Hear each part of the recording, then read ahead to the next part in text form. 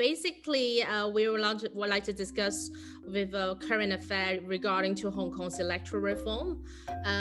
Maybe we can start with why is it necessary to improve Hong Kong's electoral system?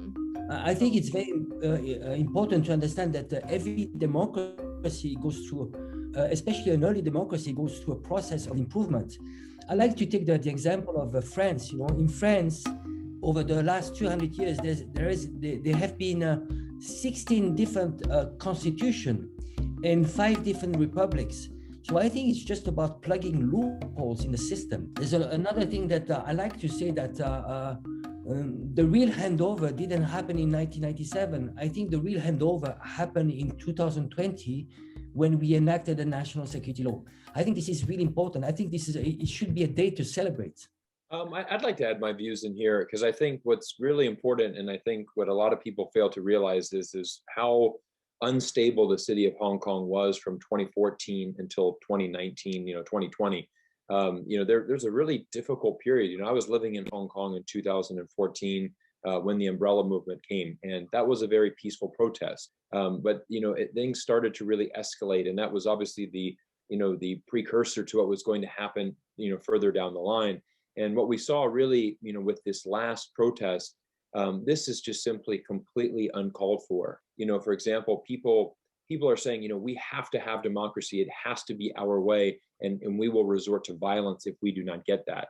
And that's not part of a democracy. We saw that in America, unfortunately on January 6th, where, people said the same thing. I don't want this result. I'm going to do a riot. I'm going to resort to violence. And again, that is not acceptable in any form of society. The city of Hong Kong is Asia's world city. It's an incredible city. It's a very important part of China. And, there has to be that guaranteed stability. And I think it's amazing how that stability was instantly given to the city of Hong Kong. The national security law was implemented, and, now the city has been very peaceful. I agree with Angelo this democracy is constantly changing and needs improvements. And this was a very vital step. This is not the first time Hong Kong has electoral reform, nor will be the last time. Hong Kong Electoral Committee started as a selection committee of 400. Then it was increased from 1998 to 800. Then it was increased to 1,200. Now they're talking about increasing to 1,500. This is just the keep on increasing of the electoral to be broadly representing the Hong Kong people. Whether this will solve all of the problem, I think Hong Kong is a complex society. This could be solving one of it, but it's not going to be one solution for all. So I think that this is just part of the ongoing process. So I think there's a recent research on the election reform, which is very interesting. I found it on this morning. It says it's a 4-nation Pew Research Center survey conducted in November and December of 2020. It found that roughly 2/3 of the adults in France and US, as well as half of those in the UK, believe their political system needs a major change. And why do you think people are not very happy with their political system right now? What happens in Europe and in the US, I think there's a pure hypocrisy to call them democracy. The EU is the least democratic system. It's completely opaque, and it's been hijacked by the corporate lobbies. So I think it's very important that the West, they should look first at their own system and criticize their own system and improve their own system before trying to give lessons to either China or Hong Kong. When you look at China's political system, there's 95% of satisfaction. So every place needs to find its own system that is good for itself. Probably the greatest advantage China's government has over other countries is the fact that they don't subject itself to this internal turmoil every 4 years. And this is something that we saw, with the United States. A great example, I mean, Trump gets elected in 2016. He has a couple of years to start making some changes. Really in 2019, he needs to shift and really focus on getting reelected. One of the great examples, he started building a wall between, Mexico and the United States. Now, whether you support that or do not support that, what happened is he spent a lot of money on that wall, and then Joe Biden came in and said, we're going to stop that. And so it's really hard to make a lot of progress. And this is why you see certain projects in America take decades to finish, which should take just years to finish. This reform, I think, will give the Legislative Council, the Chief Executive, more governable, so that Hong Kong can be more manageable. And the manageable is not about controlling the people.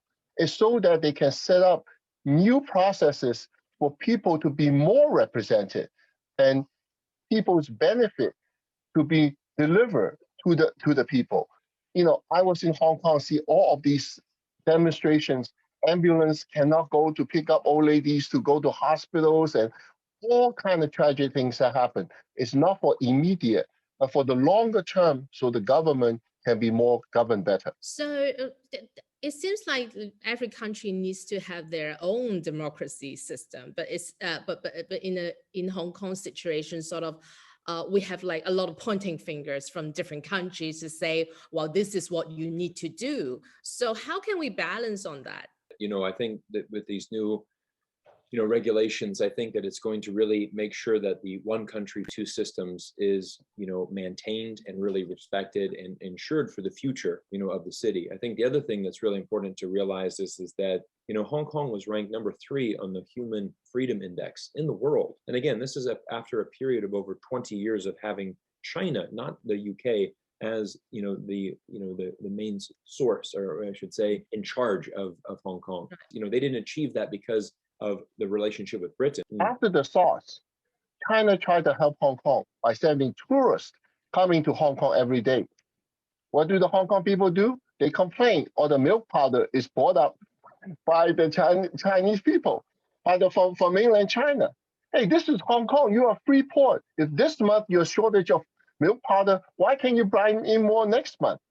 So a lot of them, they're only blaming people without understanding that China or Beijing is trying to help Hong Kong every turn of the way to make Hong Kong a better place. It seems that a lot of people have this misconception in Hong Kong, especially this time during the electoral reform. There's a vetting committee, and people are not very happy about it. And what's your views on the vetting committees, and why do we need them? Well, I think it's important to take note that in Hong Kong, we saw there were petitions in the street where 3 million people signed for the national security law, and another petition that got like 2.6 million signatures for the electoral reforms. So what happens in Hong Kong is that a lot of people, the silent majority, is not much interested in politics, is very passive. And what is happening, what we get is a minority, a radical minority that has been much more visible. When those people are talking about mutual destruction, I think it's extremely immature. And I think it's a process of educating people on what it means to have a democracy. The vetting committee is serious because we have experience, I think, since 2016. Many of the officials, after they elected, and they refused to take the oath of office. In the United States, from the president to the governor, to the senator, to the congressman, to the mayor, to the city councilman, everyone takes the oath of the office very seriously. So that is why it's so important to do certain type of vetting. I think vetting is an important part because I think, again, you're just going to have more qualified people that are going to be responsible and that also have that same vision, for the future of the city. You're looking at China, China continues to move forward in one direction, because they have a very organized system, because they have a clear vision and a path on where they want to go. And another interesting point that we often hear in the Western media were high autonomy of Hong Kong. I spoke to some of the heavyweights in the pro-establishment camp in Hong Kong, and they actually explained about the high autonomy is not a total independence. So what's your views on this? First of all, I always want to stress that Hong Kong SAR stands for Hong Kong Special Administrative Region, not self-autonomy region. And the complexity was Hong Kong was a colony for 100 years under British rule. So in order to make these two sets of social system slowly come together, this transition period of 50 years, That being said, does not mean 50-year plus 1 day, Hong Kong will totally change to a PRC mainland system. But the hope is the two to come together, including currencies and everything else. But this is a transitional time. This is not a perpetual system that two places will be separate. The whole democracy of Hong Kong has been hijacked by foreign powers. And I would call them traitors also, some Hong Kong people, they, for X reasons, maybe a sense of superiority or other reasons, but they were willing to betray their motherland. And I think it's a shame. It's a shame. It's going to be a stain in the history of Hong Kong. Personally, I live this as a nightmare. As a foreigner married to a mainland Chinese wife, we were in danger. We felt in danger the whole time. And I personally feel angry with what happened because what was behind this that had nothing to do with freedom and democracy. It was a racist movement, and it was extremely violent. It was anti-democratic, and I think they were behaving more like fascists than democratic. But we need to go on, and we need to mend the wounds of both sides. And we need to get together to save Hong Kong and to look for the future, for a better future. One thing is, I think a lot of it is really a lack of knowledge, from those that are from on the outside looking in. And let me give you an example. A lot of people in the West have said, look at the situation in Hong Kong. China's government is now taking away these freedoms. They're not allowing, a full and open election. And my response to that was always, and that's not something that they experienced when they were under British rule. For example, when Britain was overseeing Hong Kong, there was no elections at all, in any form at all, except Britain appointed the governor of Hong Kong. People said, well, now look at the violence. Look at this Hong Kong police force. They're terrorists. And I said, again, the Hong Kong police force is one of the most reserved police forces, and they acted amazing given how much they were attacked. There was not one single person, a protester or rioter that was killed by Hong Kong police. However, in 1967, we saw, in the riots, British officers shot Hong Kong people. So there's just, obviously time passes, people forget, people don't know the history. And so again, we like to assume, oh, look at China, they're taking away all of these things from Hong Kong. Actually, China's given Hong Kong much more than Britain ever gave Hong Kong. And it comes to a point that it seems that there's a habit of criticizing Hong Kong and criticizing China from the British government. And it seems like they think that they have their rights to point fingers because Hong Kong used to be their colonial cities. And it also seems like from my perspective that they're trying to hide from their incompetence inland. What's your views on that? I think that, certainly the colonial days, the Chinese were second-class citizens. And those are really the days that we do remember. I do think that my friends and so forth, we have put a lot of blame on the foreign influence. Is there foreign influence? Of course there is foreign influence. But that in itself cannot be the excuse for the Hong Kong government just because there's foreign influence. They have to counter that influence. Secondly is, I do think the establishment of the national security law helped stabilize Hong Kong. I always say that if the traffic cops do not give out tickets, most people will be violating traffic rules, speedings and so forth, and a lot of accidents will be happening. You do need to have rules in the society. Yes, I agree with Cyrus, what he said just before. Education is a big problem. I think there's a generation divide. If we noticed, it was basically you had parents, a generation of parents older in their 30s, 40s. They had experienced Hong Kong under British rule, and you had the younger generation which had no clue about the history. They don't know about there was an ordinance called the Peak Ordinance where Chinese could not go to the peak.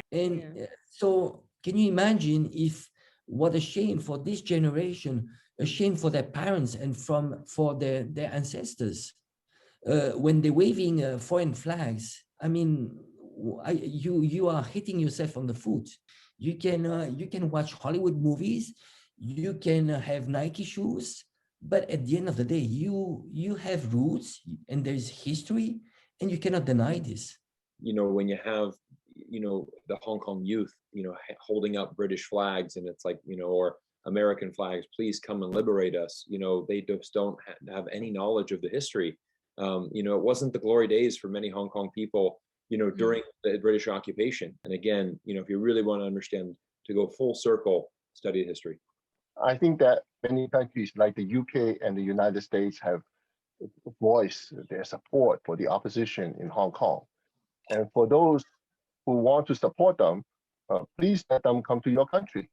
The BNO, while it is supposed to be a passport, it's really a glorified 6-month extension visa. It does not allow you to have a social benefit. It does not treat you as a citizen. Of how many laws that the US Congress wrote last year, over 300 of them were against China. But how many of them they do it for the United States themselves? Only 100 about infrastructure, only 100 about health, and then 100 about education. So they wrote more laws to criticize China than to try to constructively doing things for themselves. So anyway, this is just irony. So looking at this point of time, I think it's very critical for Hong Kong's future development. And what will be your prediction in 10 years' time? Would this whole situation change?